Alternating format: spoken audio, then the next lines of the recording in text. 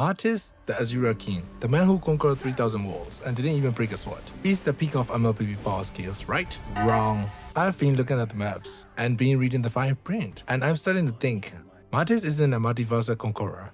He's just a guy who's really good at island hopping. See, the law says he conquered 3,000 worlds. When you hear world, you think Earth, Mars, maybe a dimension where everyone is made of cheese. But in the Land of Dawn lore, these worlds are actually just floating islands in the Azura realm. Imagine if I walk into the grocery store, step on the 3,000 floor tiles, and then claimed, I conquered the linoleum dimension. That's literally Martis. He didn't fight 3,000 civilizations. He basically finished a really long obstacle course and decided the king of the universe sounded better on his LinkedIn profile. And let's talk about his unbeatable streak. The law says he never lost a single battle in those 3,000 worlds. Yeah, because he was fighting floating rocks. Guys, it's easy to have 100% win rate when your opponent is some island boys instead of an actual civilization. He spent decades doing this. Decades. While other heroes were doing things like saving the world or having a personality, Martis was out there yelling at the clouds and stabbing death until he reached the end of the map. He is essentially the guy who 100% completes the tutorial and celebrate. But here's the scary part. Even if the 3,000 walls is just a fancy name for a bunch of rocks, Martis did survive it.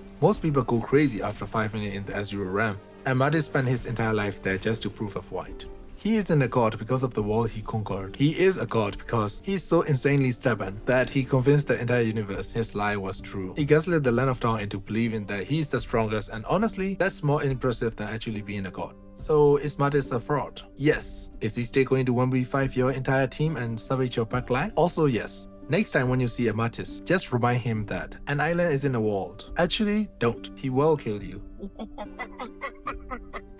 3,000 worlds.